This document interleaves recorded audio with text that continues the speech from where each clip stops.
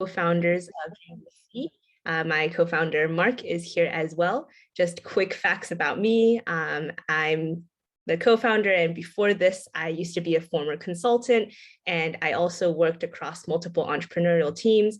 I've worked in 4 different continents, which is a huge privilege and a huge learning experience for me. And the reason why I started Dream VC and why I'm really keen to have today's session is because I came from a background where I had 0 connections in VC, no experience in the financial space.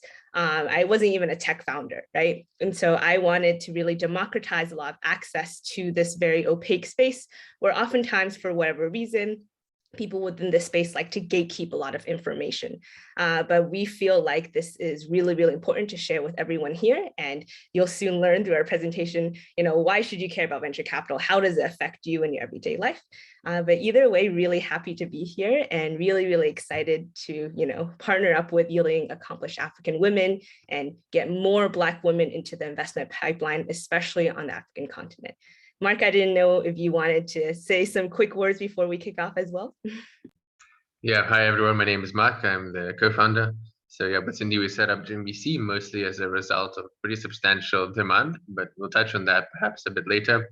But mostly anything you need to know about me is I also have a background in consulting. I spent some time in investment consulting and in management consulting. Never planned to go into VC, didn't really know what VC was until a few years ago. But now I ended up working in several venture capital funds, both in the US and Europe, and more recently in West Africa, and really happy to be here and actually be speaking on behalf of Dream VC at the Dream VC X Yielding Accomplished African Women event. I also want to say quickly before you start the presentation, Mark, that we also brought 2 of our amazing acquaintances to this session today. We have Blessing, who was actually a past Dream VC fellow last year. She's currently head of platform at GM Capital. We'll give her a chance to speak after we go through our presentation, and she'll share all of her experiences of navigating VC, how she broke in, everything else. We also have Kelechi here, who I actually am on really great terms with, and she is a fund analyst at Ingressive Capital, which is one of the top VC firms on the continent. She's an amazing individual. I'm sure she can also share a lot about how her experience was like navigating and breaking into this space. But yeah, Tamisha and Jude, I don't know if it's sort of green light for us to go ahead with the presentation now. Yes, definitely, this is. Awesome. I'll give Mark the spotlight now. Mark, feel free to take it away. All right, everyone. Thank you so much for jumping on and for giving us the time to speak to you guys. A bit about this crash course, so-called 101 in venture capital. Really, the point of this is to give you guys an introduction to what venture capital really is and to tell you why you might want to be excited about this or why this might be a sector where some of you might want to work in the future. But please don't think that there are any bad questions or any things you can't ask or any things that are inappropriate for the session. Very much so, we are here to give you an open door and answer any questions you might have, any curiosities about what VC looks like, whether that's from an individual perspective, an institutional perspective, or a knowledge perspective. Now, today's session, we're going to cover a couple of things. We'll start with just some basics of what VC really is about. We'll touch on how you can actually break into VC, in case some of you, after listening to those basics, are quite excited about the space.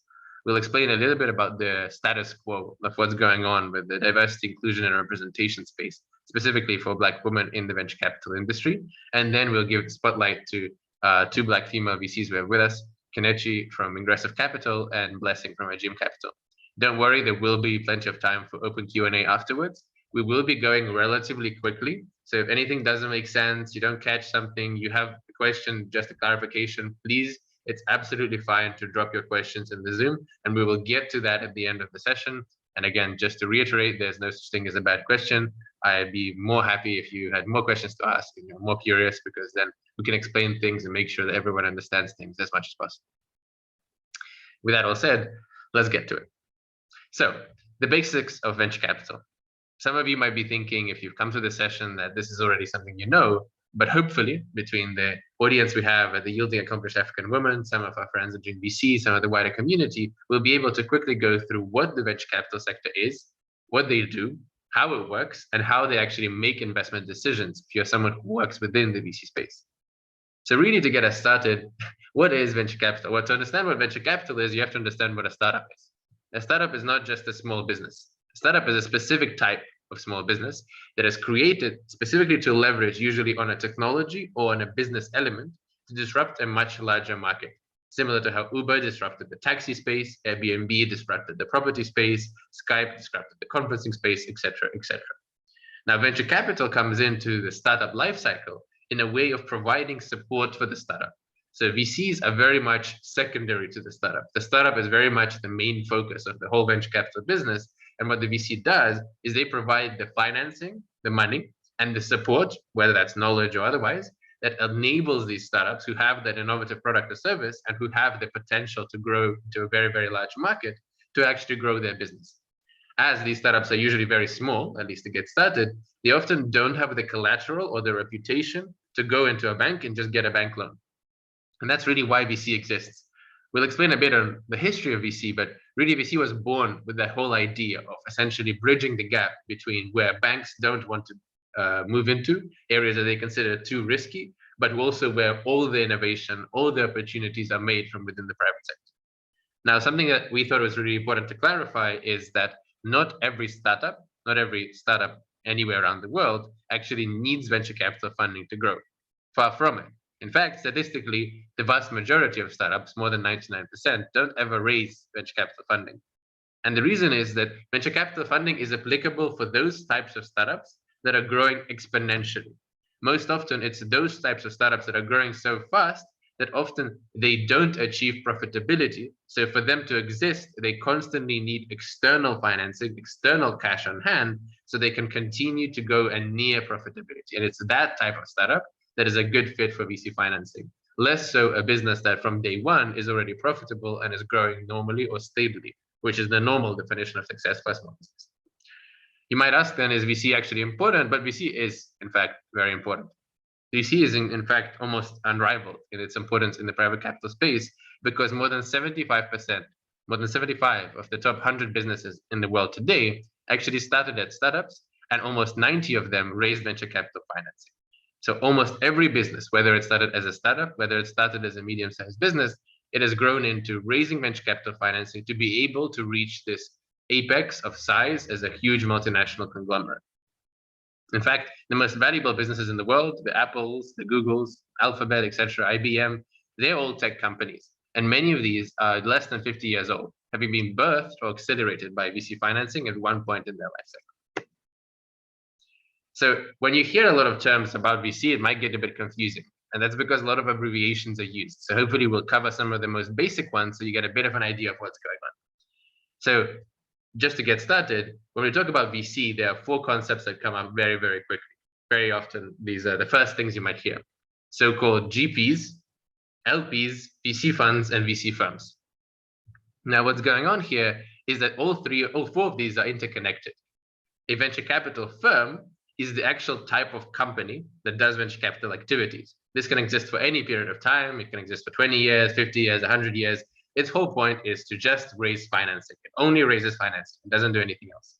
Then that venture capital firm owns venture capital funds. So there could be multiple venture capital funds within one venture capital firm. For example, if our firm is called GG Capital, then we could have a fund 1, a fund 2, a fund 3, a fund 4, which are all owned by this GG Capital. And these funds, these VC funds, are the actual ones doing the day-to-day of the VC operations.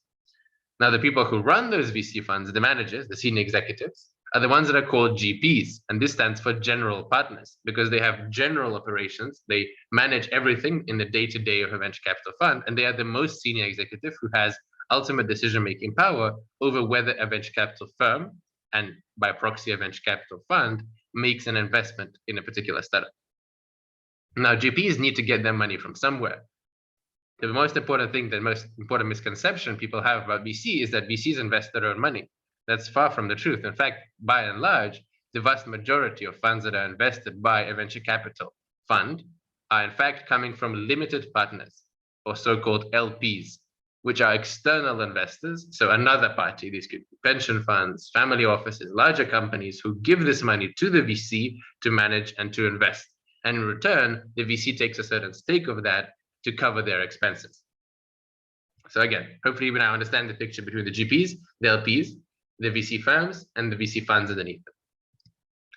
Now that we know what a VC is, let's take a step back to understand, has VC been around for a while? Well, VCs only really existed since about 1945. It existed as a creation of the end of World War II, when there was a substantial demand for investment into private technology. But as it was the end of the war, the governments around the world weren't that keen to actually invest in something new. They were much more focused on rebuilding, reconstructing, and building ties after the war was over. So instead, several private companies started funding small business ideas, started funding innovations in the private sector with a view to then make these innovations spiral into larger companies. This only started in 1945. By the 1960s, we already had the first entities that were trying to birth new ideas, so-called incubators, spaces which enabled founders or new entrepreneurs to build their ideas in a safe environment and get the resources they needed. By the late 1960s, the first accelerators came about, which were specific types of entities that didn't invest money like a venture capital fund, but instead provided some kind of knowledge support or business development support, sales support, and technical support to help startups grow faster. And between the 70s and the 2000s, this venture capital sector really started to balloon, the so-called growth of the ecosystem. Since then, we've had a whole range of innovations, such as so-called venture studios and other things, but we don't really need to know that. What we need to know is that the venture capital space is one that's still very, very young. The entire industry is less than 100 years old, as compared to the financial market space, which is more than 300 years old comparatively. Now, VCs earn money in a relatively complicated way. A venture capital fund exists for about 10 years. And during those 10 years, every year, the venture capital fund is managing money for its external investors. Now, from the money that it manages, the venture capital fund takes a small commission, almost like a commission charge or transaction charge, for managing those funds. And that is called the annual management fee. And that is how the venture capital fund pays its expenses, pays its salaries. And this is actually usually very small, only about 1% to 2%, which means that if you have, let's say, a $100,000 sized fund, you only have about $2,000 to cover all your expenses for that year. This is one of the reasons why venture capital funds get bigger and bigger over time, because you want to have a bigger budget for salaries, for other expenses. Beyond that, the venture capital fund also wants to take a stake in the future profits of any investment it makes. So after it makes an investment into a startup, after it gives, for example, a startup founder $100,000, the venture capital fund wants to have some stake in the upside, so that if the startup they've given this money to does become very big, the venture capital fund also gets something out of it. And remember, first and foremost, it has to return its money to its external investors. So how this works is 20% of any profits that they generate on their investment, the fund keeps for itself, and 80% it gives back to its investors, hoping that this 80% will more than cover the initial total amount they got from those external investors. This, of course, puts a substantial pressure on the venture capital fund to actually perform so well so as to justify having taken money and then managing that money and taking a cut from that. Now, when we talk about limited partners, this might seem abstract. Who would want to give so much money to another organization to manage? And realistically, this usually comes from 6 different entities. This comes from pension funds, all of you should be familiar, government funds like the US Secretary's funds, endowment foundations like the foundation of Yale University, Harvard University, or for example, various non-charitable endowments. Financial institutions like large banks or entities who perhaps don't understand startups and therefore give this money to VCs to invest. Funds of funds, which are large funds that invest in other funds, as well as individuals, wealthy individuals who perhaps want to also be a VC, but don't have the ability to commit to this full time and therefore invest their money through an intermediary, these full-fledged, full-time venture capital firms. Now, by proxy, once these individuals give this money to VC firms, once these entities give this money to VC firms then need to go and invest in a company and then hope that this company will eventually sell for a larger price, similar to how you might buy a house and then hope to flip it for a more substantial price. Now, that happens in only one of 6 ways. Realistically, a startup only has a limited number of ways it can actually sell at a later stage. It can be bought by another company, so-called acquisition. It can join together with another company in a merger, where 2 companies form to be a third new entity. They can list on the stock market, which means that they can sell their shares to public investors, to UOI. This would be an IPO, and this is what you hear on the news very often. They could sell to later stage investors, which is called refinancing or friendly sale, Or, as you might have heard with Twitter and Elon Musk's recent bid, they could actually sell the firm to their own employees if their employees are capable or have the funds necessary to buy out the firm from the current management. At the end of the day, the firm is still going to be there. It's just who owns the firm that's going to be changing. That shareholder ownership, that's what we're talking about. Finally, there's also the option of never selling.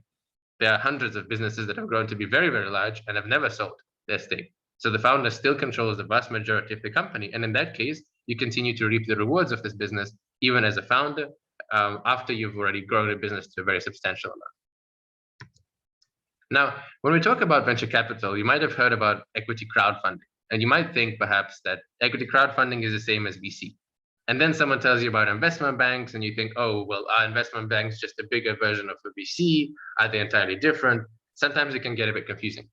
Well, realistically, all of these different names and different entities, they are all symbiotic. They all somehow work together, but not directly doing the same thing. Venture capital funds invest directly into companies. They invest in small companies, hoping that these small companies are going to eventually become very, very large, multinational ones. Banks, especially retail banks, work with medium and large size companies, as well as individuals, giving these companies or individuals loans for their expenses. Meanwhile, investment banks are an intermediary in their own right that helps to connect an investor and a large company and undertake that transaction. So a venture capital fund might deal with a retail bank and it might deal with an investment bank, but the three of them almost never converge in the same activity because all three earn their profits and operate entirely differently from each other. Now, there's another difference that's important to remember, especially for those of you who are looking to break into venture capital roles, that there are independent venture capital firms and corporate venture capital firms. The first is a venture capital firm that is owned and run by its own team. And the second is a subdivision of a larger corporate, a subdivision of Microsoft, subdivision of IBM, a subdivision of Amazon or another large business. And as a result, the two have very different incentives. The first works for itself and mostly cares about investing in startups, setting that stake and making money. The second one mostly cares about the objectives of its mother firm, the parent that actually controls this corporate entity. Finally, we have crowdfunding. Crowdfunding is an entirely different concept from venture capital. Both VCs and crowdfunding institutions invest in startups, but VCs do this as an individual entity, sometimes working with one or two VCs participating in one investment. Meanwhile, in a crowdfunding case, we're talking about hundreds or sometimes thousands of individuals pooling their funds together to make an investment, right? Seems to make sense. So let's go on and let's try and understand how this all comes together. Well, in visual terms, let's look at some of the biggest examples. For most of you, hopefully, some of the names on this page should be familiar. Perhaps it's some of the largest banks in the world, like JP Morgan Chase or Citi. Perhaps for others, you might recognize some of the large corporate names in the top right, or perhaps some of the VCs in the bottom left. But what's really important is that all of these are a core part of the innovation ecosystem. The banks come in at the late stages, once the business is already very, very substantial and it needs help to either list in the public markets, or it needs help to access a very substantial amount of capital. But banks don't really touch the early stage startup ecosystem. That's where you find these other three sides. The corporate venture capital firms who serve their corporate interests, such as the Development Corporation of Johnson & Johnson, Comcast Ventures, General Electric Ventures, etc., etc. The crowdfunding platforms, which allow individuals to put just a small amount of money, pull that together with 1,000 others, and then invest all together as a collective into a given startup. And the actual venture capital firms that are central in this process of making investments and doing so on a full-time basis. Now, on this page alone, we are looking at a substantial amount of the venture capital ecosystem. In fact, if you just look at these 9 firms, between these 9 firms, they have made investments and led investments in companies such as Zoom, such as DoorDash, such as Airbnb, Apple, Unity, Shopify, Pinterest, Facebook, Palantir, Asana, Spotify, and many, many others. So in fact, some of the biggest businesses today at some point had to go through one or more of these VCs. And the number of VCs around the world is still very, very small. We're still only talking about several thousand companies. So it's not comparable to hundreds of thousands of banks or perhaps millions of financial services companies. VC is still a very, very small market. So when we talk about VCs and their relationship with startups, it's also nice to understand how these two things kind of work together. So now that we've established that VCs give money to startups, what do startups actually gain beyond that funding? Well, obviously they get the money they need to grow, to validate, to expose their product to the wider world. They get access to more money because VCs help them fundraise and continue to fundraise even after the VC has given them that capital. And good VCs also provide mentorship or advice or strategic help, which enables a startup to overcome some of those business challenges that would naturally arise if you're trying to build the next Uber, the next Airbnb. You don't have 10 years to do that. You have to grow very quickly if you want to actually be competing with others. And that's why often that business expertise and that access to further funding is no less important than the initial funds you get. Finally, some of the best VCs, the so-called better VCs, often provide further help, perks, such as discounted access to lawyers, to accountants, to office space, or support in finding and recruiting the best talent, and many, many other things as well. Now, throughout this process, VCs can invest in different stages of a business. But generally speaking, when we're talking about startups, a startup only has one set trajectory. If they start to raise funding from angels and VCs, they most likely will continue to do so. And generally speaking, startups can be grouped into the early stage, which is when they're getting funds from their friends, their family, maybe some early investors in a so-called friends and family or pre-seed round, the seed round, the Series A round, Series B round, and finally the IPO and public market stage. Now, this is an oversimplification. Realistically, there are many more stages of a startup business than this. But most importantly is at the early stage, we're talking about companies that are still ideating. They're still trying to come up with an idea like early Uber. At the growth stage is when we have a business that's growing really, really fast, like OpenSea, for those of you who know about NFTs. And the later public stages is once we have already a fully fledged business that is exposed to the global markets, like Unity, the biggest 2D and 3D design software in the world. There are various attractiveness or reasons of working in these various different stages. And a VC can plug in both in the early stage, the growth stage, and sometimes even the late stages of investment. That's really when we start talking about larger financial groups coming into play. At the early stages, everything is malleable. So you can provide a lot of substantial support to help some of these businesses. And usually it's at the seed and Series A stage, which is the most common stage where we see venture capital firms and venture capitalists as individuals getting involved, investing in companies, supporting those companies, growing those companies, and then helping them scale up to then sell that on to a bigger investor or a bigger market. Then you have the larger Series A rounds, and that's when we really have larger funds, such as the corporate venture capital funds or more substantial private equity funds come in, invest more capital into a much larger business with the hope that this large business will balloon into an even bigger, huge startup such as Uber, Airbnb, or Dropbox, perhaps. There are various reasons to work in all three, and we're happy to touch on these later, but let's move on for now. So generally speaking, a VC fund is still a very hierarchical one. Even though most VC funds try to have a flat hierarchy, generally speaking, you can group the hierarchy into about 5 or about 9 levels, depending on how you decide it. At the top, you have the general partner who controls the day-to-day and the decision-making in a VC fund. And at the bottom, we have the analysts and associates who are actually doing most of the day-to-day. Some people could show this as a much larger diagram, ranging all the way from the intern to the founding partner in the highest level of seniority. But again, we can explore all this and give you some of these concepts once you have a bit of time to let it sink in. Most importantly, it's important to understand what VC funds actually do and what these major terms mean. So we'll explain some of this day-to-day in the next section, but just to get you started, when we talk about investing in a startup, often this has to come from somewhere. Startups are not just the idea of your friend or some person you might know who happens to go to Stanford and live in a garage or a basement. Realistically, VC funds are super, super selective. Most of them invest in 1 or 2 or 3 out of 200 or more companies. And as a result, they often build a social network, a web of individuals and companies and entities they interact with to find those opportunities. So when we talk about deal flow as a venture capital fund, that means you're talking about the opportunity flow of startups that you might want to invest in. And the way you find these is by going to any of these groups, such as your personal connections, such as conferences, innovation hubs, going to incubators, accelerators, and looking for the top idea, trying to find the next Facebook, trying to find the next Google, or the other next company, wherever you might be. When you're doing this kind of sourcing, often you can break that down into just a couple of basic activities. The inbound sourcing, where you are approached as a VC, the outbound sourcing, where you look for opportunities proactively, and the referral and research stage, where you're either trying to find opportunities via referrals, asking for your network to refer good opportunities to you, or doing some kind of research to identify where you might find perhaps the latest startups that wouldn't know about you, but who would actually really benefit from your investment. All 4 of these are different groups of ways you can actually find startups and identify those investment opportunities in the first place. In general, you might want to look at a whole range of different things when you're investing into startups. There's a multitude of factors to consider, and we won't cover all of these today, but most importantly, you're looking for three things. You're looking for something in the financial space, something in the team space, and something from the product and tech point of view. This means that when you're looking at a startup, you're trying to see a startup that matches your expectations from a financial point of view, matches your expectations from a leadership and team point of view, and matches your expectations from their product or their core technology.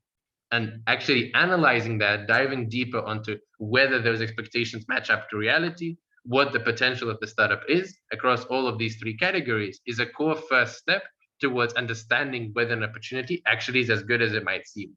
This whole process is what we mean by due diligence in the venture capital industry.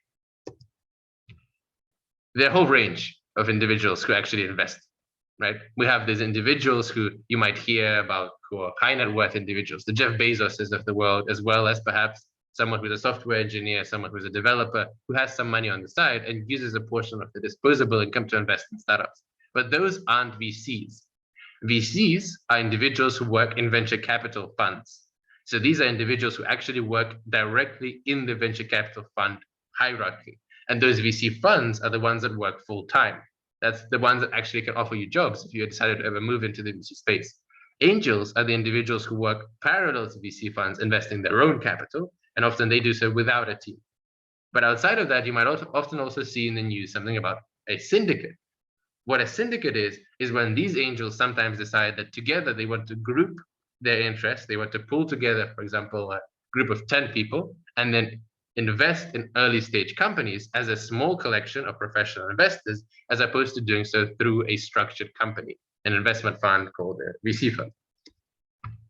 This is somewhat similar to crowdfunding, if you recall, where in the syndicate case, we have a small group of people who are investing in early stage companies. And in the crowdfunding case, we have a larger group of people who are investing in companies. But the core difference is that angels and syndicates are still looking for companies that can grow into a really, really large business. Whereas crowdfunding can work for any style of small or early stage company. And so they aren't necessarily just limited to startups. So you can crowdfund for a restaurant.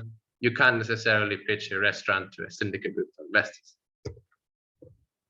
Generally speaking, when we talk about investment decisions in a VC fund, though, it's not as simple as it might seem. It's not just a startup comes to the syndicate, they come to the VC fund and they say, can you invest in me? And the VC fund says yes or no. It's usually a 4-stage program. And these 4 stages are something that we dive deeper into later on in the presentation. But at a very simple level, someone identifies the opportunities, they source the opportunity. Someone does the due diligence, they understand whether this is a good opportunity. They then present this internally to the decision makers at the fund. And then the partners, the general partners who you recall are at the top of the hierarchy, the ones who decide things in a venture capital fund, sign off to agree or instead pass and not invest in this company. Beyond this, there's a whole range of things that happen in a VC fund. And this diversification, this differentiation between VC funds can really vary.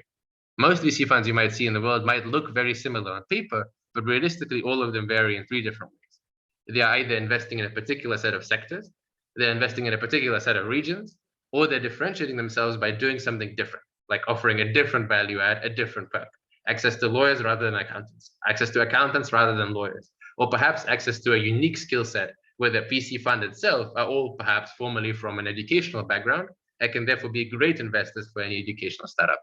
This level of differentiation is something that shapes the preference of a venture capital fund.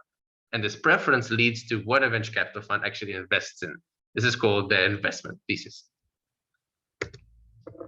So now that you understand, hopefully, at least some basics, I know it's been a very fast crash course, I'll pass it off to Cindy in a second to just explain some of the day-to-day and walk you through the realities of the VC space. Just before we do that, though, to give you a core idea, there are only 5 things you need to understand to read venture capital news and understand what's going on. When we hear about a fundraise or an exit, this means that there's been a sale of some shares in the company. Once you have an exit as an investor, that means that you've sold your shares in this company to somebody else. When we talk about deal flow means the rate of investment opportunities coming in to a venture capital fund. So if a venture capital fund is approached by 1,000 entrepreneurs and it can only fund 10 of them, and all 1,000 of them are the next Facebook or the next Airbnb, the venture capital fund can say they have strong deal flow. Equity is the actual value of a business. So when a venture capital fund buys a portion of a business, it's buying equity, it's buying shares in this company, and it's buying this share ownership to then sell it to a later investor down the line. Due diligence is the process of validating whether an investment is a good one or not. And dilution is what happens when a company goes on to raise multiple rounds of financing. And as you go from that idea of building a disruptor to the taxi service towards building Lyft or Bolt or Uber, through that time, you need to make space in your company for more investors to come in and to give you money. And as you do that, you eventually end up making the individual value of, let's say, one individual much smaller in the company. What this means is you're basically diluting or making the value of each individual 1% of the company less substantial by creating more shares so that more investors can buy into the company. Hopefully that's not gone over anyone's head, but with that given, I'll pass it along to Cindy to work through the day-to-day. All right, awesome. Thank you, Mark. I know that many of you, now that you know what venture capital is at a high level, are probably very curious, how do I break into VC as a career, right? This is probably something that you've been wondering for a while, and so we'll cover the quick basics of it now. So the first thing is you need to understand, why do people actually want to work in venture capital? Again, this set of reasons is limited. There could be many, many different reasons why someone would want to work in VC. Some of the most common reasons, the first one is that it's incredibly stimulating. You get to work on multiple different projects at one time. You're almost always interacting with a lot of different people, whether these are founders or investors or other stakeholders that are incredibly smart. And most times you are probably the least smart person in the room. And that's a good thing, because that means that there's a lot that you can absorb and learn from. Second thing is, for those of you that have pivoted from a corporate background or are interested in a corporate background, you'll find that VC is an industry where you get a lot more autonomy and responsibility over your work. You have a lot more independence, and that's a privileged position to have, but that also does mean that you have to be responsible for everything that you are being assigned to. This means that when people are trusting you with money, this is money and trust that they have for you, that you will take risks on investments on their behalf. Final thing is network and passion for innovation. A lot of you are interested in VC because you're interested in innovation and startups and what potential startups have in disrupting, the industries as we know it. And again, this ties into the first part, right? You get to see new industries being born and be at the very forefront of that. And for a lot of people, that's an incredibly exciting thing. And this is definitely an energy where, if any of you have interacted with young entrepreneurs, young founders before, or just anyone in the entrepreneurial space, it's really infectious energy, and there's nothing quite like it. However, I should also caveat that there is a harsh reality in the VC industry. I'm sure Blessing and Kenichi can touch on this later as well. But the first thing that you need to be aware of in VC is that this is a very much networks-driven industry. So that means that your soft skills and your ability to interact with people, to balance different expectations, to interact with a lot of different types of personalities and characters, this is where, if you are a person that's good at that, this is the perfect industry for you. If you are not as comfortable with that, this is the time where you have to learn to grow a thick skin. Sometimes these doors won't open without you knocking on them. Second thing that you should be aware of is that although VC can seem super glamorous, you ultimately, at the end of the day, are not owning the processes of what is happening. So this means that when you are in the VC industry, you are not the founder that is actually building the company. You can advise this founder, you can hold their hand, and you can help connect them to multiple people. But at the end of the day, again, you are not the person building the product or deciding really important internal decisions in that team. Third thing is, which a lot of people bring up, is that VCs often have a very long feedback loop in terms of when you would know an investment is successful. So this might mean that you might need to wait 10 years for your exit, 12 years for an exit. And this can be a case where if you think, oh, I want to be a VC because I want to be glamorous and, roll in money and be super rich, super quick. That is definitely not the case. You have to be patient. And a lot of VC is hedging your bets and then really supporting those bets so that they can then get to that finish line. It's a marathon race, not just a short sprint. Final thing is, again, I think our two guests can also speak on this, and anyone who has worked in VC can speak on this. Because there's a lot of autonomy and responsibility, and those are the pros of it, on the other side of that, that means that you have to get comfortable with the fact that there's a lot of stress and very little work-life balance in this industry.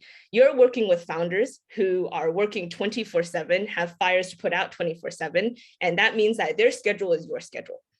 This also means that as a VC, you're going to be rejecting hundreds of founders over the years. And for those of you that are very empathetic and emotionally driven, this can be very hard because some of these founders might be smarter than you, nicer than you, and this is just a reality of something that you need to deal with. Additionally to this, because this is an industry where there are a lot of people that have become very successful from exits, whether they're founders or investors, there's a lot of egos to deal with. I'm sure this is the case for many industries, but VC is definitely a particular one where you will butt heads with certain people that have a very inflated sense of, how they're like in the world. Just to quickly reiterate what Mark had talked about before, in VC, there are a lot of different roles and capacities in which you can plug in. I'm not going to go over all of the nooks and crannies of this, but this can touch on sourcing, due diligence and deal execution, portfolio company support. You could be sitting on the fundraising LP relations side. You could be on network and brand building. You could also be sitting on the internal operations side. The main purpose of this page is for you to understand that not everyone in VC is necessarily just writing checks. And we'll touch on the different roles that you can find within VC. And this is a wonderful thing because you can break into VC and thrive in VC coming from any different type of background. This doesn't mean you need to have an MBA or have a finance background, even though some might tell you that. And we'll tell you a little bit about ways that you can break into the industry, regardless of whether you've had investment or startup experience before. So the most common question I think most people in VC get asked is, what is your day-to-day? What do you actually do throughout the week? Are you just fiddling your thumbs, giving people pots of gold, and startups come to you and you're God? That's not actually the case. And I think we have a few people are also in this audience that are VC analysts. We have a VC analyst that is part of the panel today. But the reality is that life as a VC analyst is just like any other job. Note everything that I write in this slide here can differ depending on your role within a VC firm, the type of VC firm. So this is not necessarily the case for everyone, but these are some of the most common things you would find a VC analyst doing day to day. First thing is you'll find them dealing with inbound deal flow. They'll be reviewing pitch decks, taking intro calls with founders, following up with founders.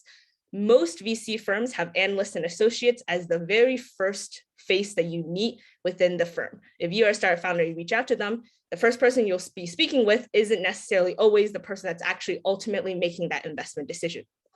Second thing they might be doing is they might be conducting due diligence on potential investments or writing a case for why this investment is great for the fund. Let's say you think you found the next Uber from somewhere. You'd be drafting what you would call an investment memo where you make a case for why this is a great investment and you use all the information you've collected from your diligence and you present it, sometimes yourself or someone else will present on your behalf to an investment committee, which Mark has talked about, is the roundtable committee that makes the ultimate investment decisions. You might also be doing research. So this could be conducting research on ongoing trends and sectors. Oftentimes this is in relation to the VC fund's investment thesis, which is usually dictating which geographies, which verticals they're allowed to invest in. And some VCs invest early, some VCs invest later. Final thing, which could be a fun thing for some of you here, is that you basically get to go to events, meetups, networks with people, and this is all in the name of you going on company business. So this means you going to pitch competitions, you going to meetups with other operators, investors, founders. It's really important to keep a strong network in this industry, and this is definitely one of the things that analysts would also be doing, taking intro calls with other people that perhaps aren't just founders they might invest in. Now, I talked a little bit earlier about how roles within VC can differ. And I think one of the most common misconceptions is that your role within VC has to be on the investment facing side. Obviously, if your goal of breaking into VC is to end up in an investment facing role, that's great. This can be as an analyst, associate, principal, anything else. Usually you have to have some level of baseline knowledge in accounting and finance.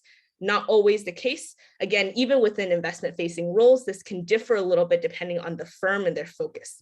However, what I'm focused on today is also the fact that there are other roles within VC, specifically the platform side, which is the non-investment side that has gained a lot of popularity over the years due to the fact that VC, despite being a niche industry, has become increasingly more competitive because it's increasingly easier to, one, raise funds, and two, deploy capital. We have Blessing here today, who is actually the head of platform, and I also used to work in platform VC. And so this is definitely something to consider for those of you that are interested in working in VC, but perhaps don't want to work in the investment side or want to first work in this aspect and then transition to the investment side. As an example, Harlem Capital, which is a pretty prominent VC firm in the US, has multiple platform roles and functions. As you can see here, they have talent, business development, marketing, comms, community network, operations, and events. So all of these plug into various aspects in which they can support the portfolio companies, or portcos for short, that are within their company, as well as managing the community within Harlem Capital and perhaps the wider stakeholders. As an example here, the person here is working in business development. And if you're looking at any of these, keep in mind that some VCs might not have as expanded of a platform role. This might be interesting for you, especially if it has a direct connection with whatever industry you're already working in.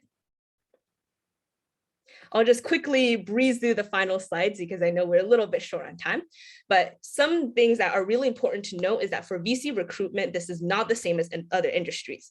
First thing to note is that compared to IBD, investment banking, consulting, this is not a case where there's a set recruitment cycle. You're not opening applications in spring to summer and then processing interviews in summer and then getting people offers.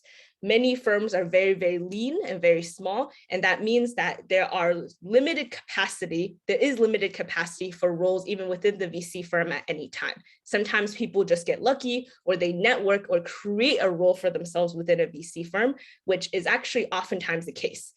One of the reasons why VC is such an opaque industry is because a lot of these roles in VC were traditionally not published online. There wasn't like an Indeed.com or a VC jobs platform where you could go and find different roles, such as applying to be an intern or an analyst. This is now changing. You can go on various sites to do this, but that is still something very important to keep in mind, that there are a lot of unspoken for or invisible roles that you can create for yourself within VC.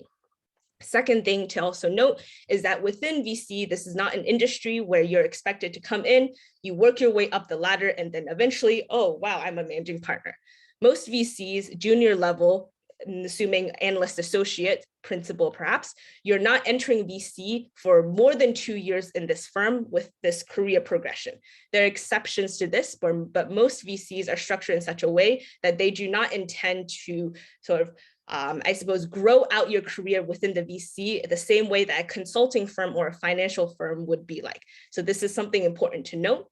Final point is that there is less guidance in VC compared to most industries. There is no onboarding in most cases where they're teaching you all the basic concepts of VC. Some VCs might be really nice and have a specific educational curriculum or an onboarding, but for most VCs, you're kind of thrown in the deep end and expected to swim.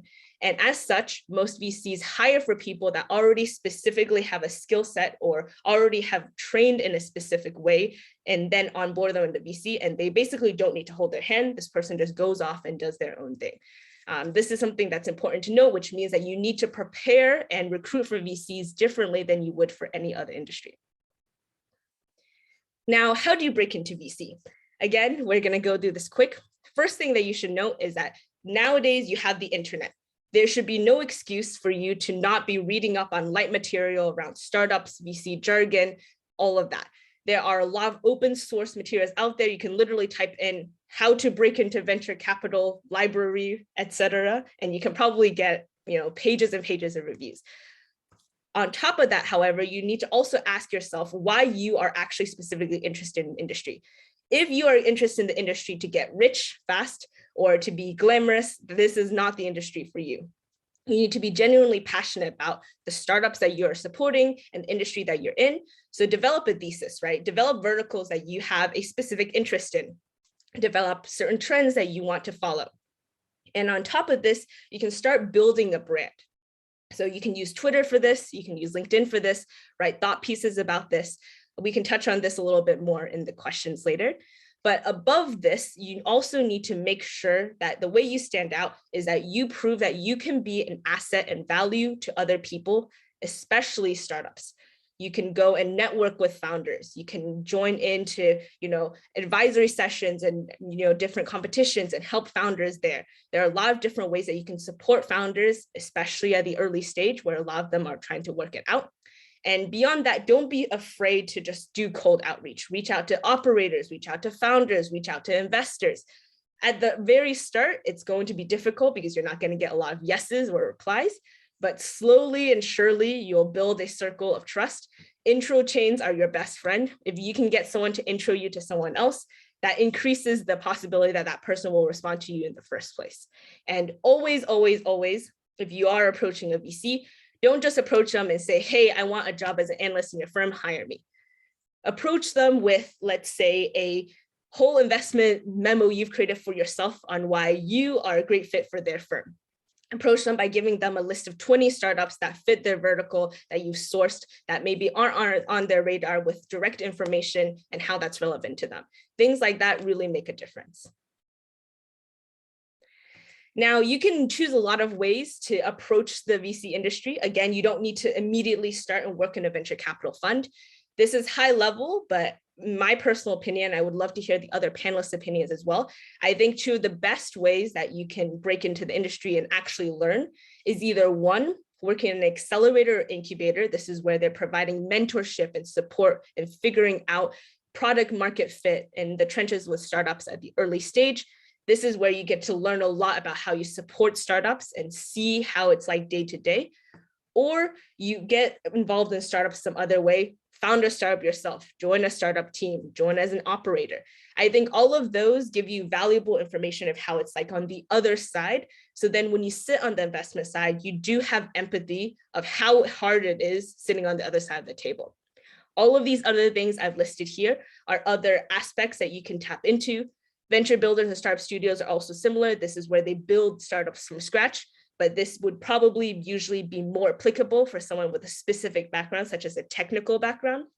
And you can also learn about venture capital from just fellowships, right? If you really struggle to find context and education and material on maybe a specific area, such as venture capital in Africa, you can search up specific venture capital fellowships, which shameless plug, like us in Dream VC, we do, or many other amazing fellowships do. This is the educational component of it that you can commit to if you want to learn the material and basics first before you then dive into the work side.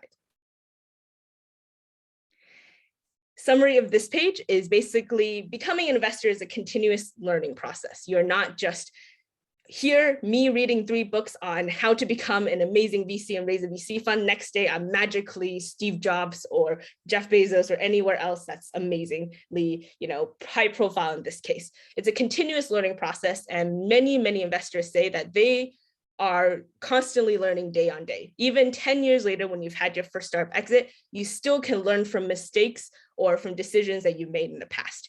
And this is why it's an industry that's both exciting and tiring for some people. But at the end of the day, it's definitely something that is always going to be a really important part of the world that we have today.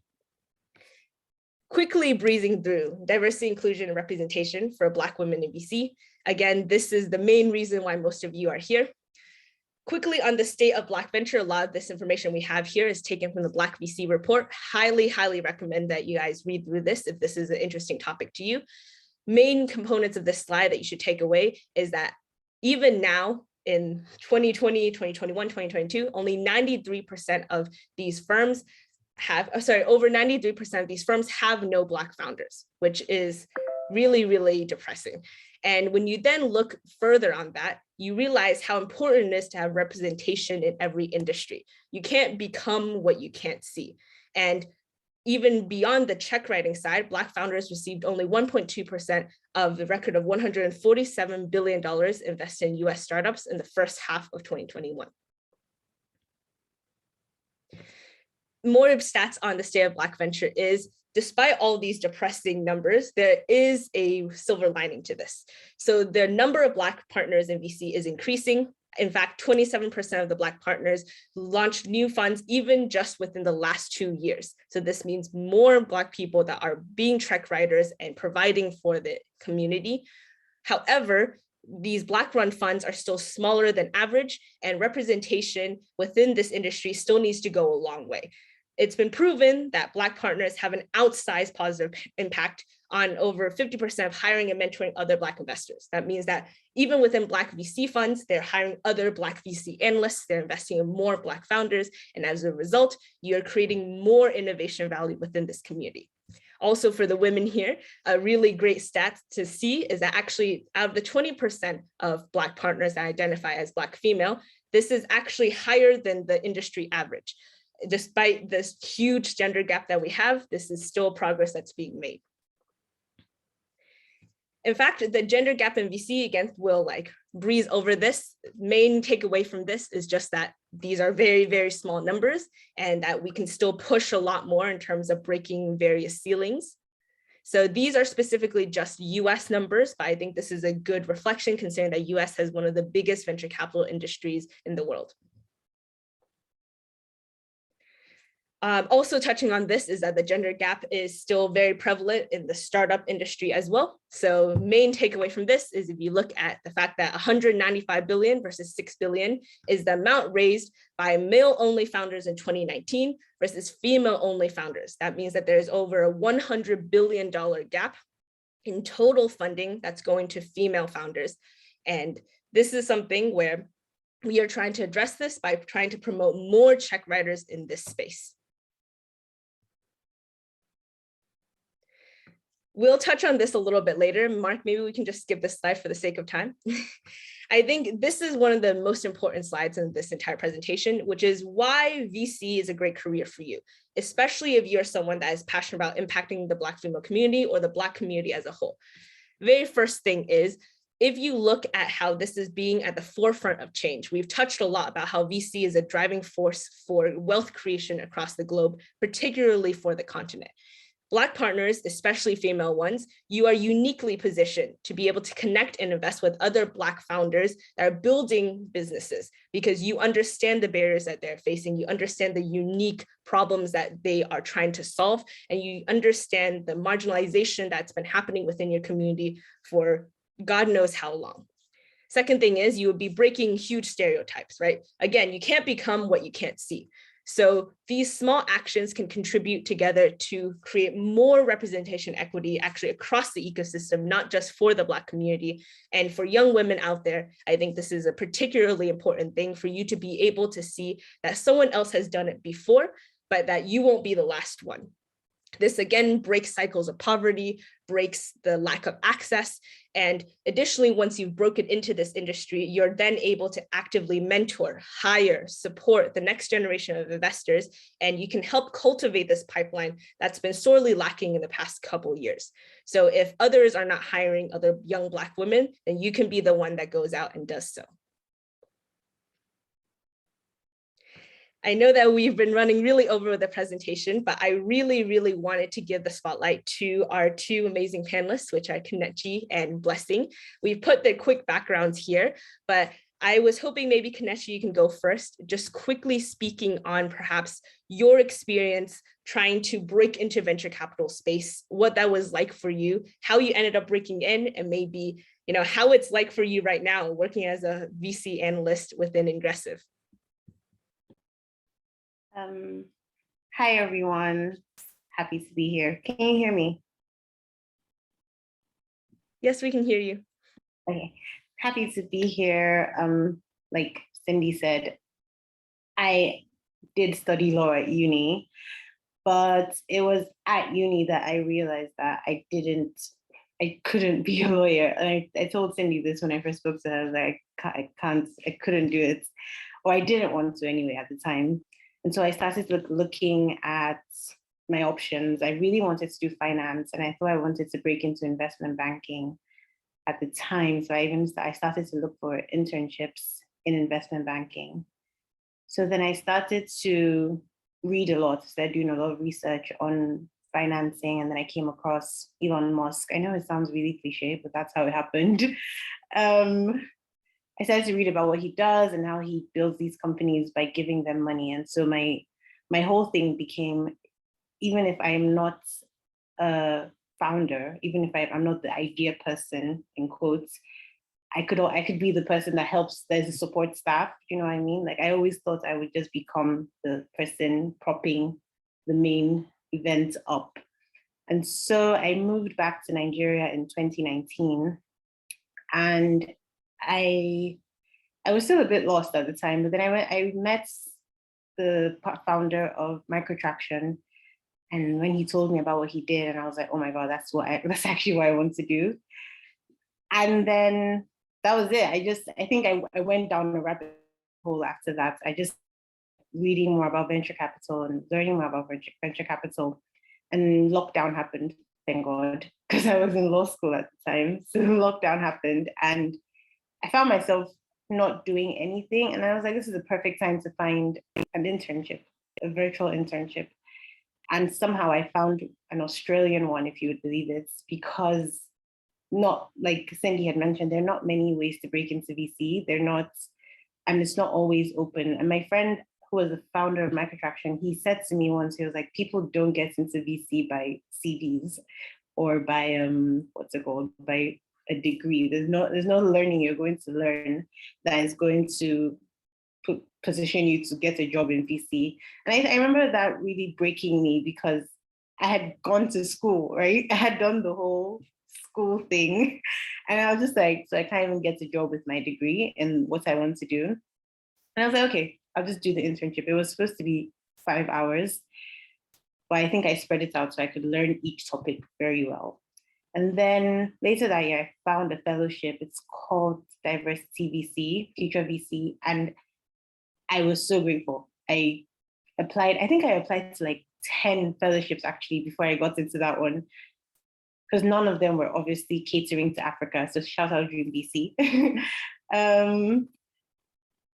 None of them catering to Africans anyway. So I don't know. I applied to that, I got it, but it wasn't starting for a while. And I like to tell people this when they ask me how I got into VC. I cried and begged. People think it's a joke when I say it, but it's actually true. I did cry and beg. One way I would suggest, and I think most people did suggest it to me at the time, was cold emailing people or cold messaging people on LinkedIn and Twitter and Instagram. I drafted this cover letter in quotes to send out to and it was mostly women I was targeting at the time, so fund managers who were women. Sent out 15, I think. And only 2 got back to me, and they weren't doing internships at the time. They were like, oh, so sorry. I was just like, okay. And somehow along the line, it clicked at Microtraction. It actually did click, because like I said, I cried and begged, but also I proved to them that I was really passionate about VC. I proved that I was going to be bringing as much as I was taking, because like I said, they were teaching me. I didn't know anything about VC at the time except what I had read. So I managed to convince them that I would be learning and helping, providing support as well as taking. So it wouldn't be just a one-sided kind of relationship. And so I did that for 3 months. I did my internship at Microtraction for 3 months while I was doing my fellowship. So I remember it being perfect, because everything I was learning at the fellowship, I was practicing at Microtraction. So the deal sourcing that you were teaching, I was learning with at Microtraction, writing IMs, investment memos. I was doing a Microtraction supports. I was doing a Microtraction for my fellowship. I would go back to Microtraction and try and implement what I had learned, or just talk about it with the associate that was teaching me. How you fare? So I think that was it for me at the time. And then my internship ended. But like I said before, getting into VC is not by degree. So I still had to somehow prove myself that I was ready to be in the industry. And I will mention that prior to that, people had been telling me, my mentors had been advising me to start writing. And I always said, what am I going to write about? They had also advised me to start reaching out to founders and become known in the ecosystem, and to, start pushing deals towards founders and just sending, because I'd just be sending them deals. It would eventually click once, or they would just keep me top of mind in these founders' minds and in the GPs' minds and in the associates' minds and in the ecosystem, right? And so I got this job at a startup that was raising, thank God, and they were raising their pre-seed. They were raising a 500K pre-seed, and I was in charge of the raise. And so that pushed me more into the VC space, because then I now had to speak to investors directly, because my startup was I was working, I was raising. So which means it's like I moved to the other side of the table. Like I just went to the other side and to experience how it was there. And I did that for 7 months. Yeah, that was good, because I learned so much about fundraising. And while I was there, that's when I realized that a lot of startup founders don't have the support that they need to fundraise, especially on this side of the world anyway. There's not much resource, there's not many people who want to introduce founders to the investors, right? And honestly, I understand it, because as an analyst now, I'm so swamped with the amount of decks I get.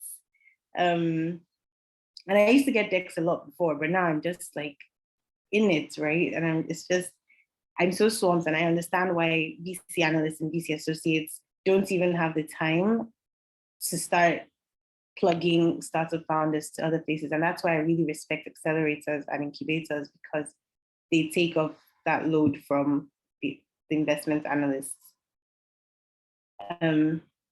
So I left the startup job once we were done raising, because I felt like I had accomplished what I got there to do, and I had learned so much. So now I felt I was ready to now be in VC. So in the meantime, I was consulting for startups, getting them investor ready, just introducing them to investors. And so basically staying top of mind in founders and investors' minds.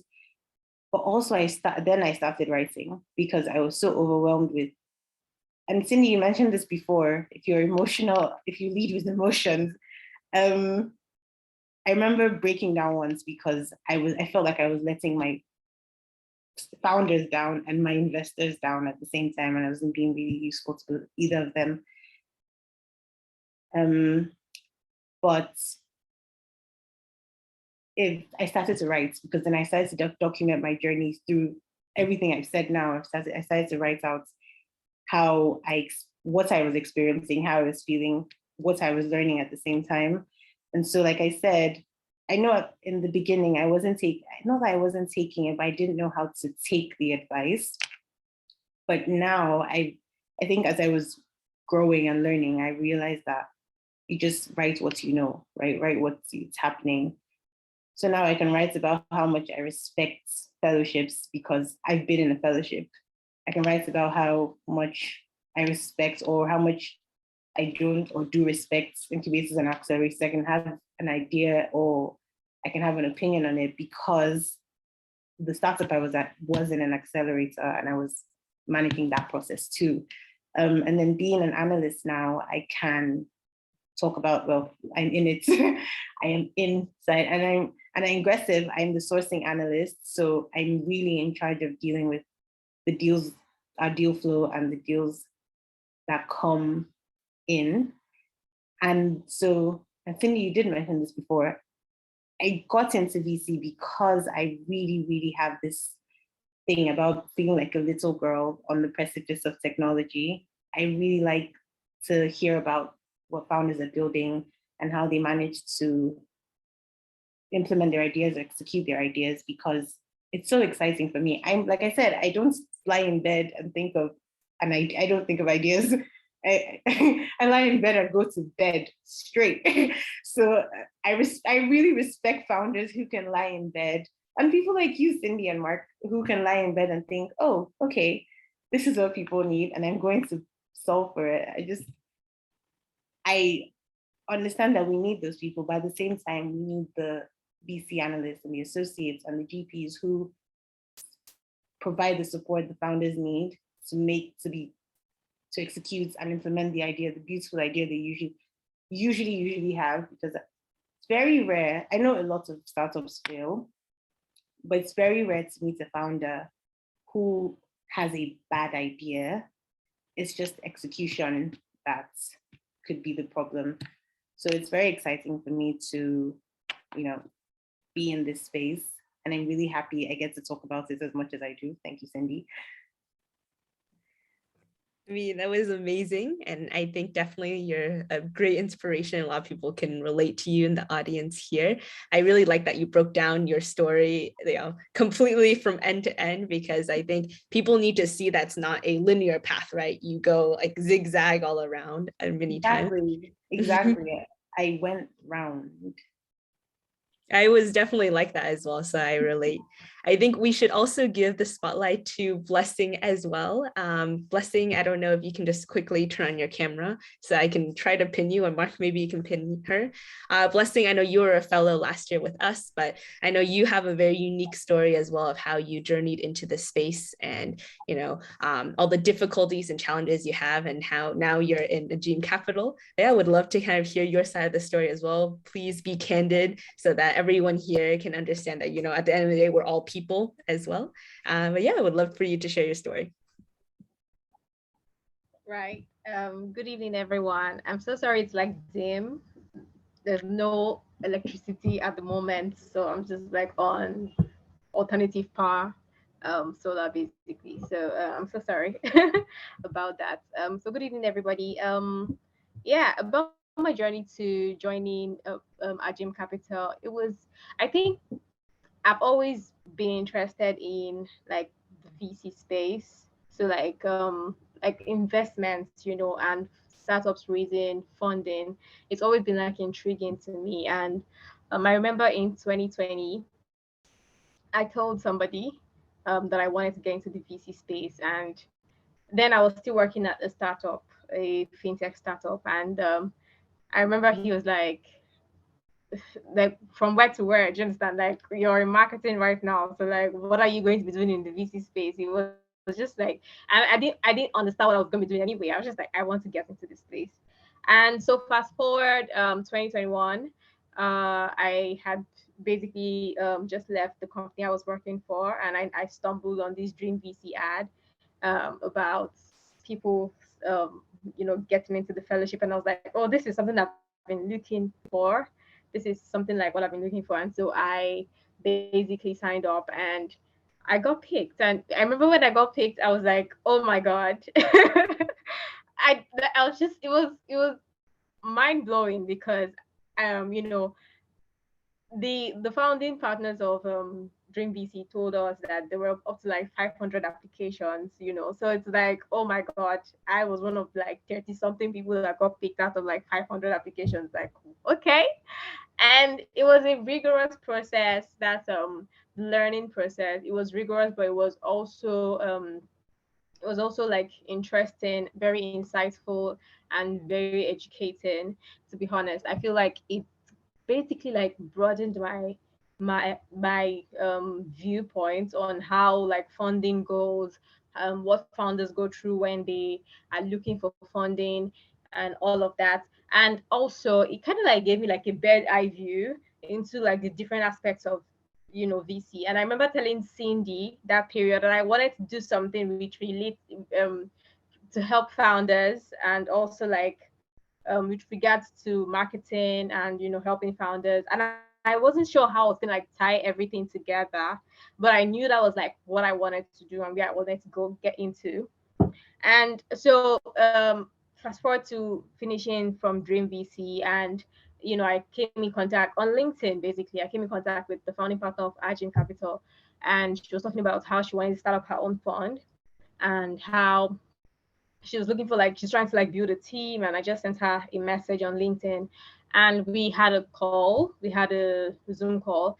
And I remember that Zoom call was pretty interesting, because what she said was, she told me what she needed to do, and I was like, oh, that's fine, I will do this, do this, do this. And she's like, have you given yourself the job already? so so I was like, you need it to be done, right? And she's like, yeah. I'm like, then I'm gonna do it. You get? And then I went back. What she wanted basically was like a marketing plan, for a marketing and PR plan for like when she launched, And so I went back, and then I came up with like the marketing and PR plan for her launch. And then she saw it, and she's like, okay, I think I like it.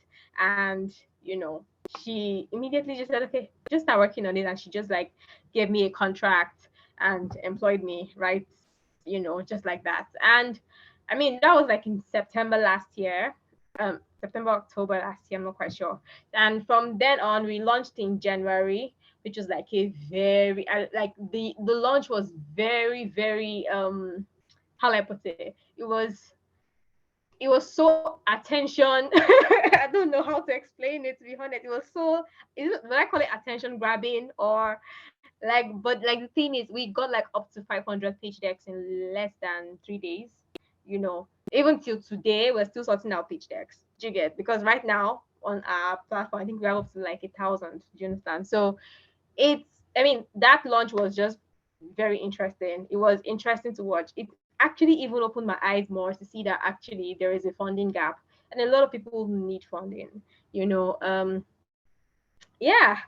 And from then on till now, we have, I think my own work is not necessarily like analyzing pitch decks or whatever. My own job is basically on the content side, marketing side, the community engagements, the events that we have, like everything that you see us put out there, from press releases to even conversations that we have, like I'm behind all of that.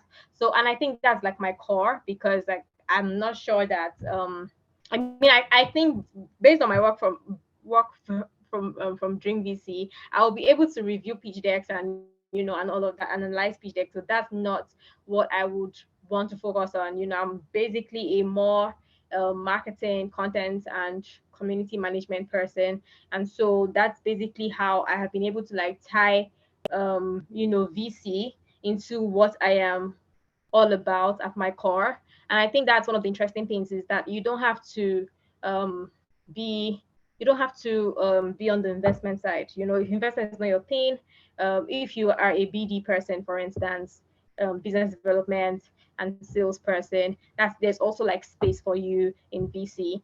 You could take up the role of reaching out to accredited investors and pitching your fund to them, telling them that they should come and invest in your fund, and setting up those meetings with the GP, eventually. And so there are a lot of like roles in this space that is not necessarily investment analysis and business analysis and all of that. You understand? So I think that people should need to be like more open-minded. So just, if you are struggling with like like I want to get into VC, but what am I going to be doing anyway? Just you ask yourself what you want to do, what like at your core, what do you do normally? Like, what do you do good that nobody complains about, and all of that, and just see how it can fit into the VC space. I think for me, my long-term goal is to be an angel investor, so like by the time if I eventually stop working for VC, it doesn't mean I'm going to like eventually like leave the investing space. I also I plan to angel invest in startups. Like I think for me, I plan to even start like angel investing in startups before the end of the year. Like I want to write my own like I want to write my own like checks like before the end of the year, to be honest. So like yeah, that's like my long-term goal. Yeah, and I think that's about it actually. Awesome. Thank you, Blessing. I respect the hustle, still staying on the call despite no electricity. You still look beautiful, nevertheless. And Thank yeah, I mean, I really you. like that we have like a good balance of someone on the platform side, someone on the investment side. This was unintentional, by the way. I just think maybe we just picked perfectly the two. I don't know if the hosts, Tamisha and Jide, if you guys wanted to ask any pre-prepared questions or if we should just take any from the crowd or...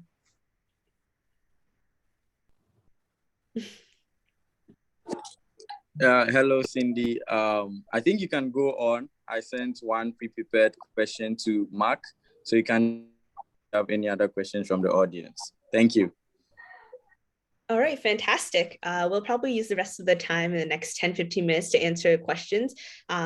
For example, if you want to ask a question live, please feel free to use the chat and ask there, or if you're feeling brave, raise your virtual hand, we'll call on you. If you want to ask a question to one of us specifically, happy to do that too. I think the question, Mark, correct me if I'm wrong, the pre-submitted question was asking about stats for specifically Black women in VC globally and on the continent, right?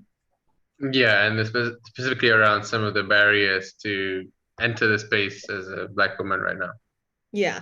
Maybe, Mark, I can just start with some of the stats that I had. And I think what would help is if you shared to the two slides I had to really quickly run over, because I think it gives a lot of context in this case. Something that was really interesting to me was on International Women's Day, Adesua, who is one of the only solo female managers of a private equity fund that's based on the continent, wrote a piece about certain, research stats that she had. And apparently, according to her research, from 2008 to 2021, there were only 16 female-led funds in Africa.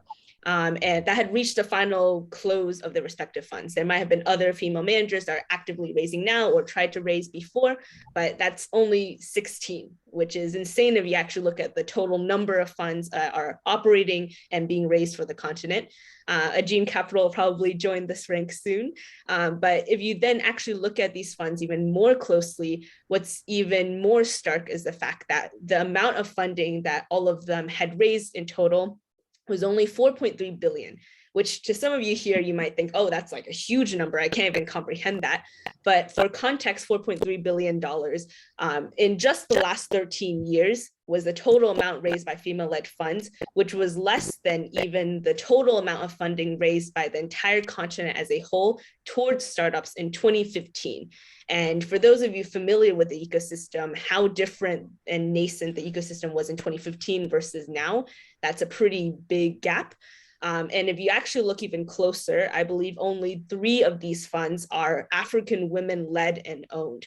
So the rest of these, despite also being women led and owned funds, it shows that there's also a huge, barrier to access for, women that are homegrown or have the specific, barriers faced by them in terms of reaching high net worth individuals or perhaps being taken seriously or having a specific background if they didn't have an Ivy League pedigree or they weren't a major tech founder with an exit.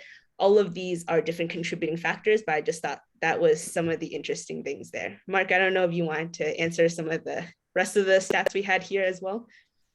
I mean, I think the more or less covered it. So hopefully whoever asked the pre-submitted question that kind of addresses your concern. But I was thinking the line one, the one with like asset management and stuff. This? Next one, maybe? Is this one? I mean, I guess this is really something that's our observation. So Yeah. our observation is quite often when you hear about representation in the space, people only talk about kind of the end of the line. You talk about right now, if you're a female fund manager, you're a female founder, you find it really difficult to raise funding. But unfortunately, it's not just something that can be solved by looking at this spot. You have to kind of take a step back and realize why this exists. And the existential bias is unfortunately something that kind of pervades the entire space. So for you as an entrepreneur to get funding, you often look to founders before you who have done something. So you can look up to them as idols. You look up to them as inspiration for you. And unfortunately, historically, obviously, as you know, there's been substantial bias against female fund managers and female founders as well. This has stemmed from historic bias in the VC space, which itself stems from the fact that the very first VCs that were ever set up were predominantly set up by very wealthy white men in the East Coast US. And that in turn stems from the assumption of who can actually work in private equity and asset management. So if you are thinking about the representation in the investment side on a longer term basis, and this is something that you're really passionate about, or whoever asked the question, something that you might want to do if you actually want to make systemic change is try to change all 7 stages of this, starting to change that representation at the asset management level and working through to affect the decision makers in private equity and subsequently venture capital, which can then impact who people are actually investing in. Unfortunately, something that you often see as a VC is people invest in something or someone that they recognize or that they can relate to. And that often drives investment decisions, which means that if you remain in an environment where, let's say, 93% of funds are managed by white men, statistically, the vast majority of them are going to invest in other white men. So unless you change that on its head by actually introducing more people in both decision-making roles and on the recipient side, that statistic is not going to change anytime soon. So hopefully there are going to be some people in the crowd who perhaps in the future will become the future fund managers, will actually start changing that and flipping that ratio on its head. But yeah, I guess wider macroeconomic questions aside, definitely if you have any questions from anyone more tailored to your individual specific case, or if any of you are curious about VC or some of the things we covered and maybe we ran through some of the stuff quite quickly, do let us know. And we have Kelechi here and Blessing, myself and Cindy, and we'd be more than happy to answer any of your questions. I think we have a bit of a shy audience, but maybe as we wait for the shyness to pass, I'd love for maybe Kelechi, you to answer this question, because I remember asking this a lot when I wanted to break into VC, which is what specific skill sets do you think are the most relevant to perhaps your specific role at Ingressive? Again, we've touched on how there's a lot of different VC roles, but for you personally, if you were speaking to yourself maybe 2 or 3 years ago, what would you tell yourself? Like, what sort of skills should you be honing? What should you be aware of? Especially given, all of us here don't come from like a traditional, feeder background into VC. So for me, what I learned was that networking, the ability to network, but also not to come across as a pest or a nuisance, but being able to balance the people you meet and the value they add, or the value you add to their life, or the value they can bring into your life. Like you said, like you asked, because I'm very front facing, I'm very founder facing, and I'm always looking for deals. I always have to introduce myself and brace myself for founders immediately pitching me, right? But what I've come to learn is that these are really brilliant people and they just need 15 minutes of your time. And so another skill to hone is time management, because you're going to have a lot of things to do and a lot of decks to review and a lot of people to meet and a lot of people to follow up with. And because you're really trying to maintain these relationships, because it is founders who introduce you to other founders, and it's honestly your investors who you're working with who are the ones adding value, right? They're the ones who are also introducing you to other investors. So your people management skills and your time management skills actually really matter. Yeah, I think all of those are really, really great assets in VC. Ironically, I think the next question was also directed at you, but I'll also open it up to the rest of the panelists in case you want to answer it too. I think someone was asking, what are some good websites to have free virtual internships in VC, like the one that you participated in? And was there a certificate issued after the fellowship? Sorry, internship. Yes, there was a certificate issued. It's called Forage now, FORAGE. It's a startup actually that hosts virtual internships, and so it hosts internships from McKinsey, what's it called, White and Chapel, and then the VC I was at, it's called H2 Ventures, an Australian one. So yes, they do give you a certificate, but it counts as an extracurricular rather than like an actual certification. But then the fellowships are the ones who count as proper certificates, right? Or they can even count as work experience. They can add to your work experience better than the virtual one that I did at the time. Yeah, I think Forge was definitely one of them. I think, Mark, I don't know if you completed the same one. It was like the H2 Ventures one or something like that, right? Yeah, H2 Ventures, that's the one I Yeah. did. Yeah, I think there's a number of those. I will also say that for those that are looking to just gain information or work experience in VC as well, there are a number of other types of fellowships. I think ours is one of them, but there are a number of them that are also similar in structure where it's all on demand. There are also fellowships that are run specifically by a VC fund that perhaps are plugging you into the portfolio company support. And on our end, we are mostly focusing on the community network side because we believe, for on-demand material and everything else that you can learn, all of that is theoretical until you apply it. And one of the most important aspects in VC, like we said, that I think Kelechi and Blessing can both back up, is that your network is incredibly important. Your network is what's going to get you into the best deals. Your network is your support. If you are an analyst, you talking to other analysts for opinions and their thoughts on deals. Your network is what's going to help you transition into other VC firms or other roles as well. I think we finally got some hands raised. I'm glad that some of the shyness has abated. Maybe we can start with Ruby. Feel free to unmute, Ruby, and ask whatever question you have. Hi, my name is Ruby, and I'm from Ghana. Thank you for the great presentation so far. It's so fun to be here, and I've learned a lot. Thank you so much. So my question is to Blessing. I just graduated from school not long ago, and I find myself in a fintech company in Ghana. And if just to give an overview, fintech in Ghana is now growing. About last year or so, Bank of Ghana gave some people some license, and I was on that project. It's now growing. So I want to ask a question. My question is, if you want to transition from fintech to VC, how do you gradually transition? Maybe you want to know what is really about apart from the theoretical view or the presentations that have been made. You want to be in fintech, but try and understand what goes on in VC in order to transition, should I say safely, or for lack of better words, how do you do that?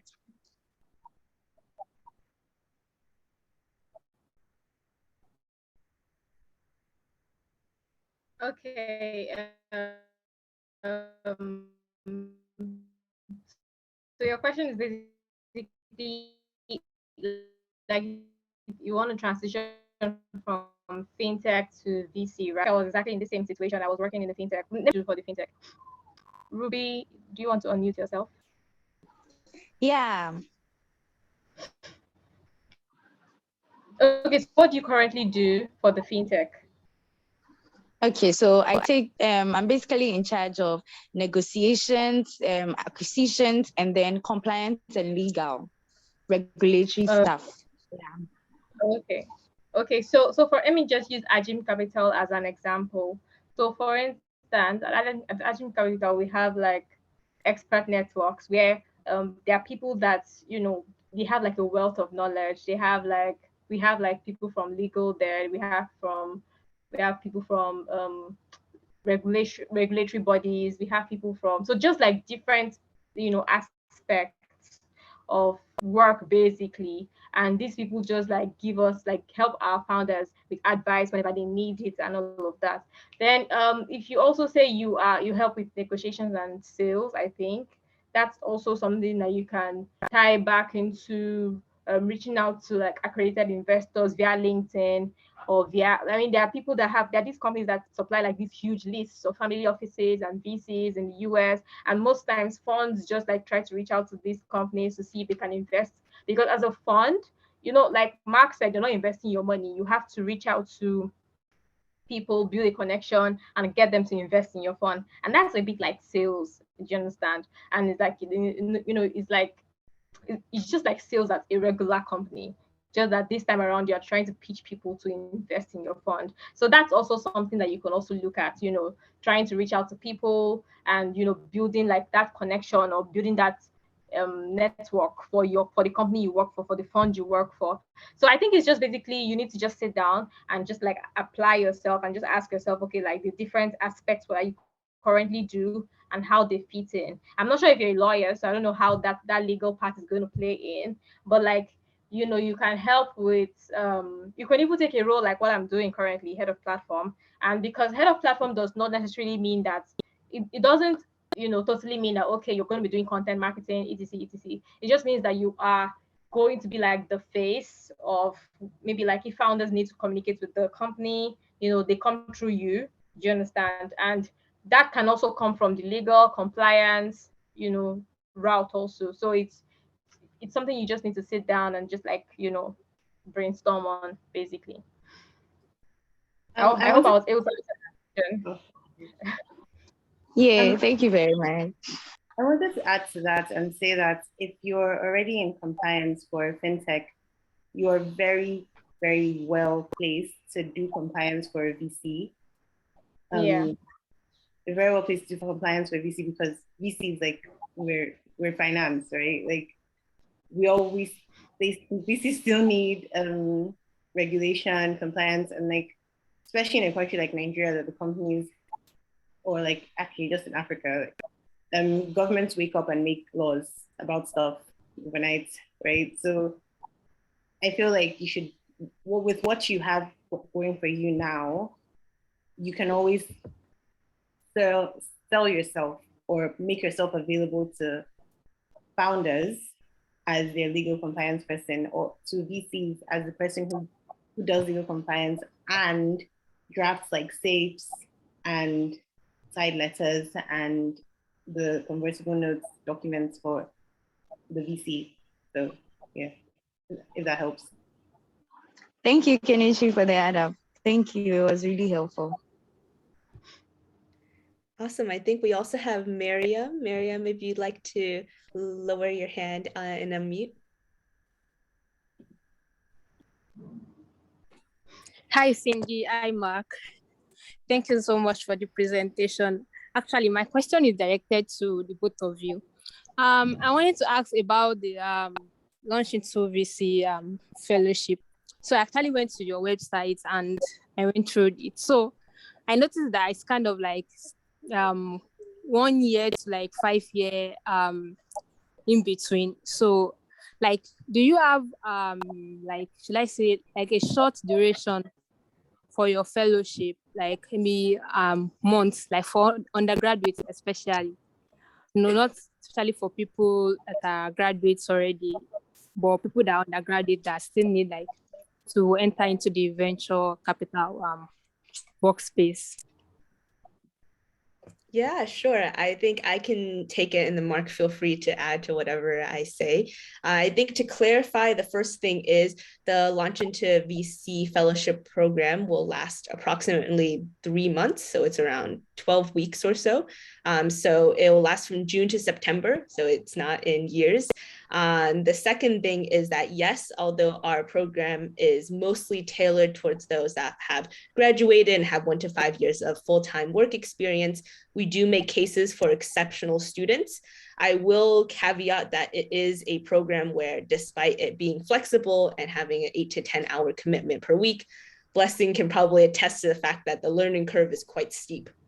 So if you are a full-time student and school is your main priority, this might be a little bit difficult for you to balance, especially if you are in a school where perhaps the school academic schedule is clashing with some of the Dream VC sessions during this time period.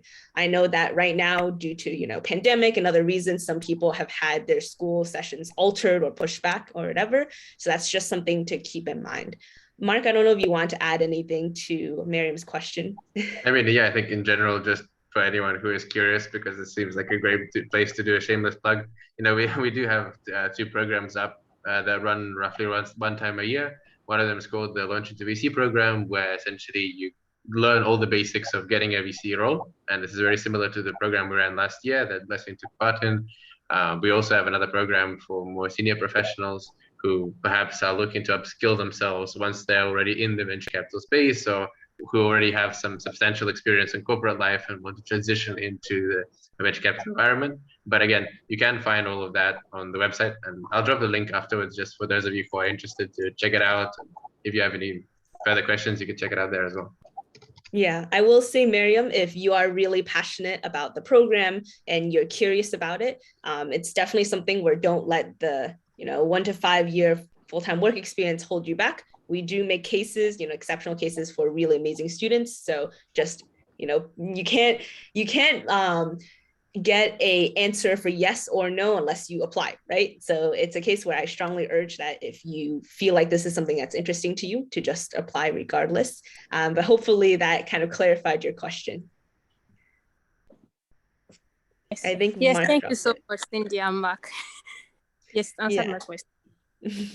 All right, awesome. I think we're probably at time unless the hosts think that we can take another final question, or we can just wrap up now. Hi, I think that if there is any final question, we could take that. But other than that, this has been a really great session, and you're welcome to wrap up as well. Thank you. All right, awesome. We'll give a couple of seconds for anyone who wants to slide in last minute question. I think as we wrap up, again, this is not meant to just be like a shameless plug. I think we have one question. So Roa, I think maybe you can unmute and ask, and then Mark and I can talk a little bit just specifically about Dream VC, and let Kelechi and Blessing also give their final sort of takeaways for everyone here. I hope I pronounced your name right. Is it Roa or? Yes, perfectly. Yes. Can you hear me? Yes, you're loud and clear. All right, good. So thank you so much for this. It's been really fun. My question is for the VCs in the room, and specifically for those working in Africa. We know that this is still a new market, a new place for VC, and for those of us who are interested to break into it, especially in countries where you don't necessarily see them on the list, they're not the big 4, big 5s in Africa, how did you learn about the geopolitical issues that are happening as a VC, and any of the fellowships that you've been in covered that part and gave you some education and background, and just in general, getting into a new market where the geopolitical climate might not be suitable for VC. That takes a lot of learning and understanding of the current climate. So what do you lean on in these situations? I don't know, Kelechi, if you wanted to take the difficult question. Okay, so interestingly, I just finished research on countries outside of the big 4 in Africa, because they're called tier 2 countries. So because we're trying to expand our reach into different parts of Africa. So the first thing I will say is finding out about geopolitical news, finding out about anything in Africa, especially on data, is almost non-existent. That's the first thing I would tell you. It's really difficult to find news from as near as 5 to 10 years ago. Anything you're seeing might be a study from 2012, 2013 at the best, first of all. But the second thing I will say is that because we're in such an internet age, you don't need to be reading direct studies. Social media will provide you the kind of information you need about the things happening in different countries around the world, especially in Africa. And in that research I did, you find out that internet and mobile penetration isn't really high in a lot of the countries outside of the big 4. For example, Egyptians don't like bank accounts, right? And they just started to use like mobile phones properly very recently. Another country, Sudan, just got their first YC backed company. So you see like the different things happening in these countries at different times. So as a VC, the best thing to do is find a company that's building in these countries, because you're always investing in the founders, right? Like we always say, especially at early stage, you're investing in the founders rather than the idea, because 90% of startups do fail. So if you're finding a founder who's building a great solution for Africa, even if they're not in a tier 1 country, the chances of them growing and with the right kind of support and the right kind of funding is very, very important, is very high because the idea and the founder itself is good, right? So being the VC who invests in them and supports them offers you like great return on investment. You know, if I answer that correctly. Hopefully that answered the question. Yeah. I mean, I think overall you kind of asked kind of three things. You said this, how to break into VC in Africa, which hopefully we've covered a bit. There's several pathways you can do that. And one of those is through fellowships, but also really actively, it's about creating a job for yourself. The vast majority of VC roles, in my experience, about 80 to 90% are never advertised. So unless you ask, you will never know if a VC firm is actually recruiting or they actually need talent, because they're so busy that often they don't even have time to run a proper recruitment process. And almost certainly none of them have a structured internship or graduate scheme. When they do, it's very rare and on a particular need basis. So if you know you want to break into VC, commit to knowing that this is an independent effort that you're going to have to make, and you're going to have to do substantially more so than if you want to break into a standard corporate role. I think you touched on other fellowships and programs to learn about geopolitical affairs. I think Kelechi covered how, you know, it's kind of difficult. The lack of data is still going to be really problematic, especially if you're outside of Nigeria, Ghana, really Kenya, South Africa, and Egypt. But that said, you know, then nothing can replace physical interactions. You have access to LinkedIn, you have access to WhatsApp, you have access to people, and people have access to information. So in my opinion, in my experience so far, most funds, if they can't find something online, they will find someone who can find that on the ground. At the end of the day, primary research, you know, your eyes don't lie, as they say. So if you can get some eyes on the ground, whether you're in Khartoum, whether you're in Addis Ababa, whether you are in Lusaka, they will tell you what's going on, and they can give you some perspective that maybe a report has never yet been published on. And finally, you know, how to follow the news. It's follow the tech news first. They actually cover things first, and then start following bigger global news, and then try and build a network of people who can give you unofficial news. And then you have a bit of coverage of all three. So hopefully that helps. All right, awesome. I think that was the final question for today. Just to quickly wrap up, really, really happy to have jumped on the session today with everyone. You know, always happy to share more about VC to people that are curious or interested into breaking this into the space. Mark and I run Dream VC again. As we said, applications are open. So if you are looking for a fellowship or some sort of educational material specifically tailored around venture capital and investing on the continent, the realities of that, how you can support startups across the continent, definitely check out our programs. I think Mark has dropped the links on the chat below, and we can include it in the email sent after this. But we are, you know, always having a lot of fun in terms of running the programs as well. So if you enjoyed today's session, the presentation you saw today is just like 0.01%, I think, of what we cover even in the junior program launching to VC. I think that was literally like day one of what we cover. So if you want to learn more, definitely check us out. And I think, Mark, you can sort of add on this, but if you want to join, you know, venture capital and you've always wanted to, and this hasn't been an opportunity presented to you, but you want to learn more, we strongly, strongly encourage for you to just take the leap at it, right? It's an industry that is always welcoming people of different backgrounds and skill sets, and you can really carve your own path into it, as you've seen from all four of us here. And I'd love to see some of you here as some of the future ecosystem builders in VC, whether it's on the continent or not.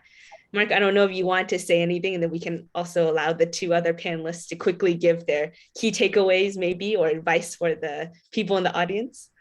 Yeah, I guess just the only thing I'd say is keep in mind that VCs at the end of the day are not the most important entity in that two-entity relationship. At the end of the day, the industry exists to support startups. So if you love startups, then either startups or VC are a great career for you.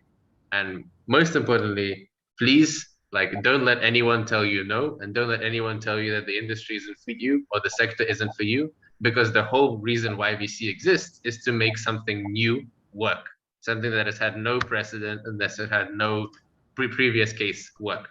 So, you know, if you think that you are a great fit for the VC industry and you don't know anyone else in the space, maybe you'll be the first, right? So please take that leap of faith, and I guarantee you, you will believe you will actually succeed if you have that kind of tenacity and the hustle to try.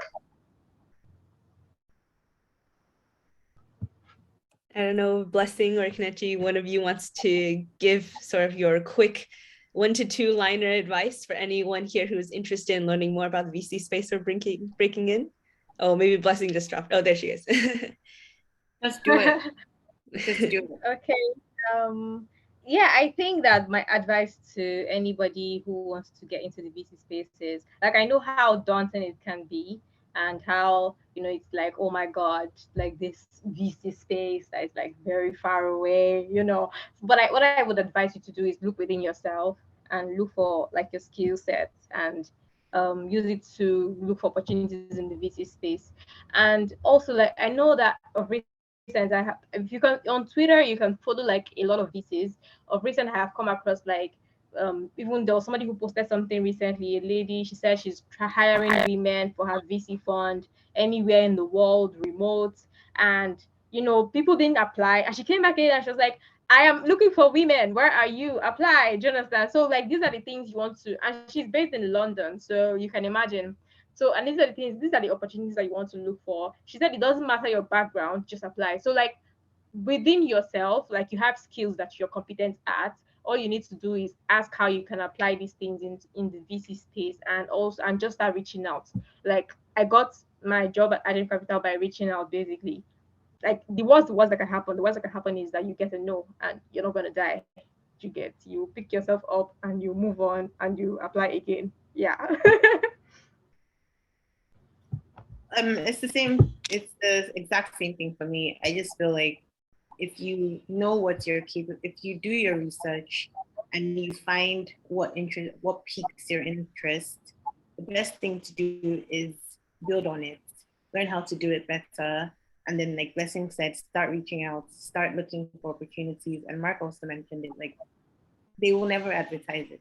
If you want to work in Africa, it's possible. As a lawyer, you can work in DC.